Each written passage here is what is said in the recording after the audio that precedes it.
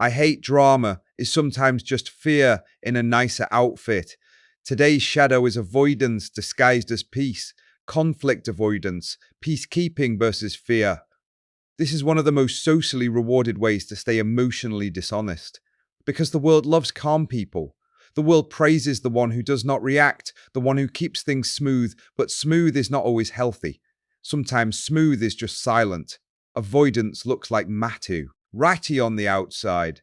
But inside, it is often a strategy to not feel discomfort, a strategy to not be judged, a strategy to not be rejected, a strategy to not be the bad one.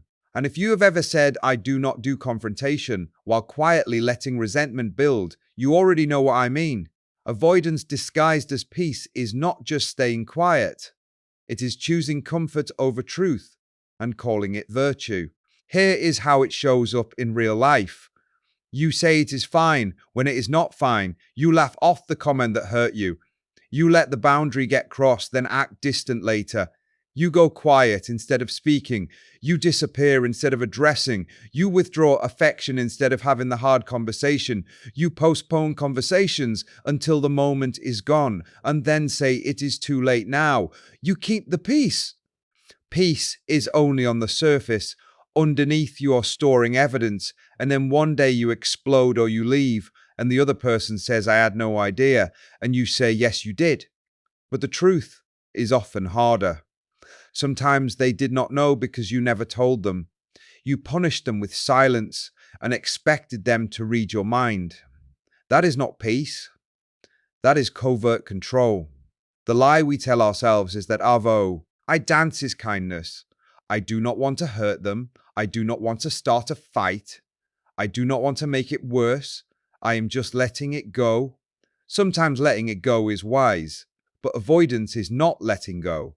Avoidance is holding it in while pretending you released it, and you can tell the difference by what happens inside you.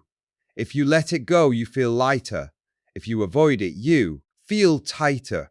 You feel tense when they speak. You feel irritated by small things. You feel tired around them. You start pulling away in tiny ways. That is not calm. That is suppressed anger leaking out through your body. Why do people do this?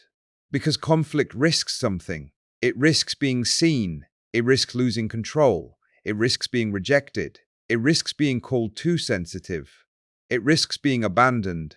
It risks discovering the relationship cannot handle the truth. So, avoidance becomes self-protection. If I never ask for what I need, I never have to watch you refuse it. If I never say this hurt me, I never have to see you dismiss me. If I never name the problem, I can pretend we are fine. That is the real deal.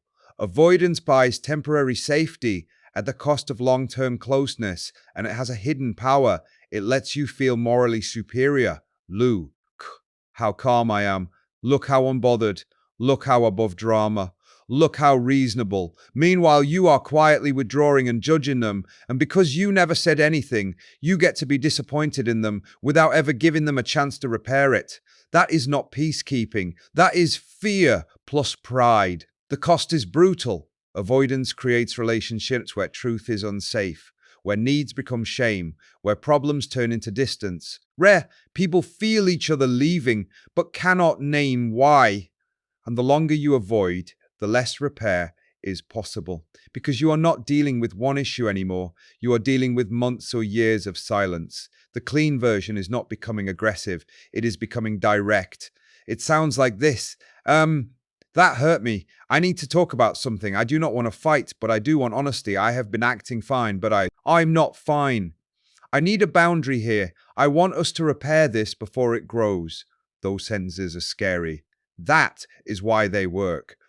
They are the price of real peace, because real peace is not the absence of conflict. Real peace is the presence of truth. One brutal question to end on. When you say you hate drama, do you mean you hate chaos, or do you mean you hate the risk of being seen asking for what you need? If you want to go deeper, different personality patterns avoid conflict differently. Some go quiet. Some become jokey. Some become cold. Some become busy. Some become morally superior. Personalitypeek.com is built to show you the pattern you call peace, when it is really fear in a nicer outfit. Thanks for listening. See you around.